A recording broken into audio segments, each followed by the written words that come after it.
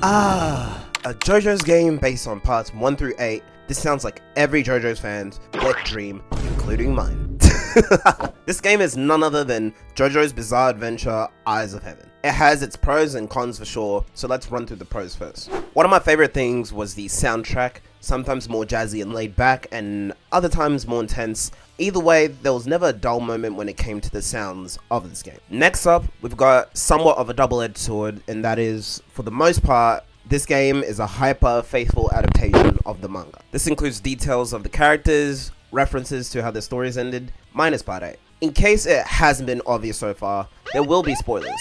I am mindful since parts 7 and 8 haven't been animated yet as of me writing this and making this video. I say this can also be a double edge because if you're a fan like me and you already watched and read through parts 1 through 8 beforehand, then it feels at times that you're just replaying through what you already know, which can take some of the fun out of the game for you. Next up, we've got a hella diverse character set with all the main good and bad guys from their respective parts. The combat system is really fun as well, especially when you can manage to link up dual combos or heat attacks with your partner and hit your enemy with this amazing sequence of an ass whooping. The story of this game and its premise kind of reminds me of Dragon Ball Xenoverse, scarily so, because the premise is pretty much the same with you having to correct certain characters or moments in the series that shouldn't be happening. The visuals and presentation of this game are super fun and full of color, perfectly reflecting the essence of the JoJo series. One of my favorite bits that I almost forgot to mention was the card game that you got to play with Darby. It was a nice little detour from the main game and added to that experience with you having to bluff your way out of trouble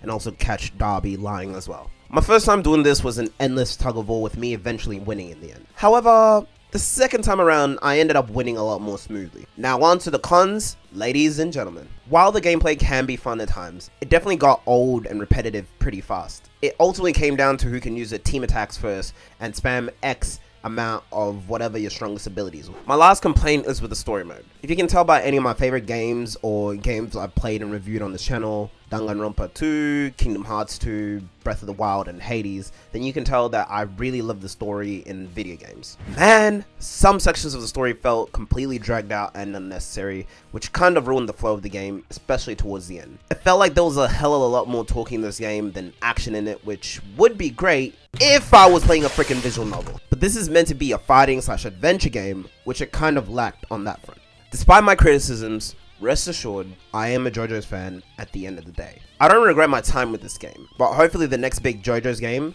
if there will be one, can definitely fix up on some of the faults here. Thank you guys for watching, and this is Black Sugar Lovin', out.